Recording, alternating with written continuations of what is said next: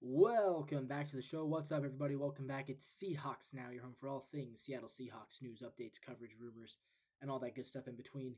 Today, we're talking about the Seahawks versus the Saints, their upcoming game this Sunday. How important is it for the Seattle Seahawks to win this game? We're going to talk about that. Plus, Tyreek Hill, could he be on the trade block after another Dolphins loss? And what does that mean for the future of Seattle's receiving core? And we give some injury updates to some of the guys on the Seahawks who are injured and kind of look ahead into this Sunday game. But first, guys, if you like what you see, make sure you hit that like button down below. Subscribe to the channel for more future content so you don't miss another breaking news upload. All right, guys, Seattle versus New Orleans. Big game coming up. How important is this game? I think, it's tough because it's only week 3. So I don't mean to put a whole lot of importance on a week 3 game, especially when we are 1-1.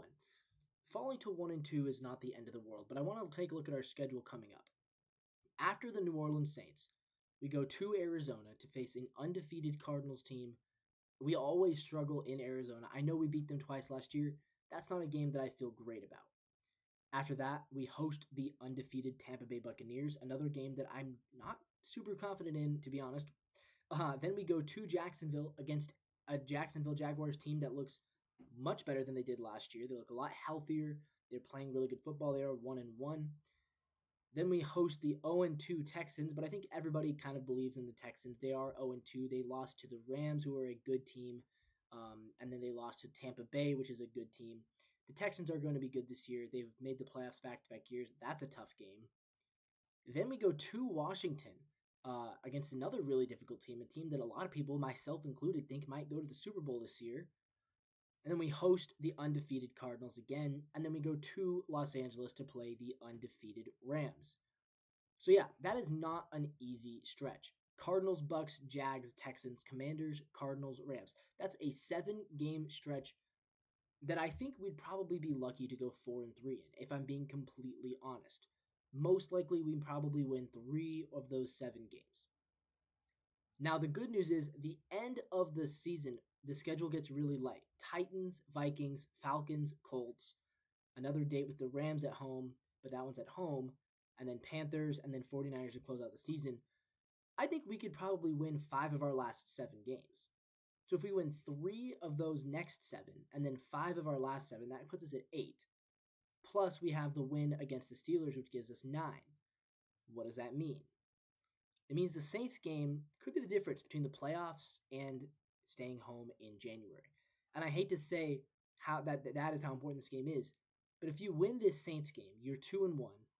You set yourself up so that you can get to 10 and you can get to 5-5 very easily if you start the season 2-1, even with the difficult stretch of games coming up.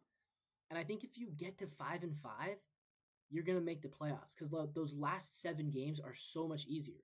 If you're 5-5 after week 11, you played 10 games in a bye and you're 5-5, I think you can easily go 5-2 down the stretch and you finish 10-7, and that's a playoff team. 10-7 gets you in the playoffs almost all the time. I know we went 10-7 last year and missed the playoffs, but most teams, you finish 10-7, you're in the playoffs.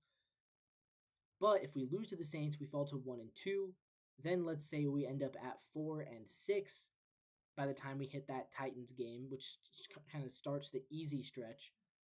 I don't think you dig yourself out of a 4-6 hole. So all that is to say, this Saints game is crucial. And it might not feel like it. Well, they're playing an 0-2 team. It's the Saints. Nobody really thinks the Saints are any good. That's true. But if the Saints could upset you for sure. And if they do, it's going to be a big problem. Spencer Rattler has actually been pretty good. So I would say don't take Spencer Rattler for granted. Don't take the Saints for granted. We've played against the Cowboys before. We know how Kellen Moore likes to coach. Spencer Rattler looks like a much different quarterback than he did last year. I know they haven't won a game yet. Last year, Spencer Rattler, in 2024, he completed 57% of his throws. This year, 65%. Last year, he threw 4 touchdowns in 7 games. This year, he has 3 touchdowns in 2 games. Last year, he threw for an average of 188 yards per game. This year, 210 yards per game. Last year, he threw 5 picks in 7 games. This year, not a single interception yet. Last year, his first down success rate, 34%. This year, 44%. so 10% better on first down success rate. His passer rating last year 70.4, this year 90.7. So much improved, much better. And then even on the ground, he has been slightly better. Last year 20.9 yards per game rushing. This year 21.5 yards per game rushing. So all that is to say, if you think Spencer Rattler is a bum, maybe he is. But he actually hasn't looked that bad. I know he still hasn't won a game in his NFL career. He's 0-8 in his NFL career as a starter. He's a 5th-round pick. He's probably not going to amount to anything in this league. But if you look at the stats through the first 2 games and you look at who'd they play? They played a Cardinals team that looks pretty good. But again, I don't know. I thought they played the Cardinals pretty close. And they played the 49ers, who beat us. They almost had the 49ers. They lost by 5 to the Niners. We lost by 4 to the Niners. So very, comparable, honestly. We are favored by 7.5. But yeah, don't take the Saints lightly, because if they get you, that loss could be a killer. All right, let's move on, guys. I want to talk about Tyreek Hill. After their latest Dolphins loss, how likely is a Tyreek Hill trade? And if it is, could it be to the Seattle Seahawks?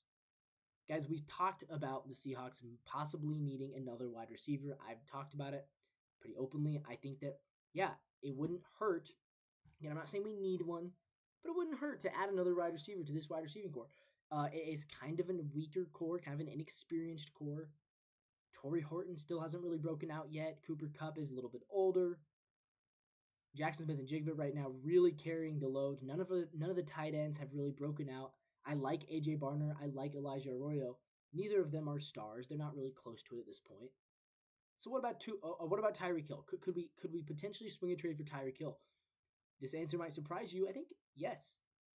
And I know you're probably thinking, if you watch the channel, you're thinking, Levi, you said this about Micah Parsons. You said this about TJ Watt. You said this about Trey Hendrickson. You're probably thinking to yourself, Levi, stop trying to say we're going to make all these trades. But here's what I'll say. There's not a whole lot of teams in the league right now who need a guy like Tyreek Hill. You could say, well, the Chiefs need him. That's probably true. They do, but they're not going to trade for him. I think that relationship is cooked between Tyreek and Mahomes. I think he's said enough publicly. I don't think they would welcome that. So what other team would want to trade for a veteran receiver like that? Maybe San Francisco. If they think they're really in contention, San Francisco would be a team that I could see doing it. There's not a whole lot of other teams out there. I don't think the Bills need him. I don't think they would trade him in division anyways. The Ravens, I don't think feel like they need anybody to help their offense. Their offense looks great already. Pittsburgh, potentially, to come in and pair up Tyreek with Aaron Rodgers, but they're not really, they like to make big trades on defense. They don't really make big offensive moves.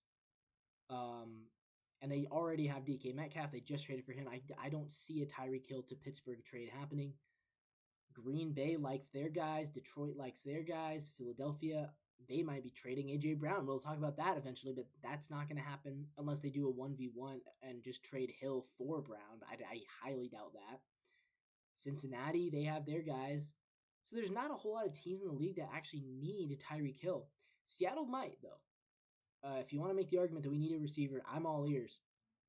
I'm not sure how likely it is. Honestly, I think the Dolphins are 0-3. If they lose to the Jets next week, I think it's definitely on the board. I think if they beat the Jets, it probably delays it for at least a couple weeks. But the Dolphins and Jets it's a battle for who's the worst team in the AFC East next week.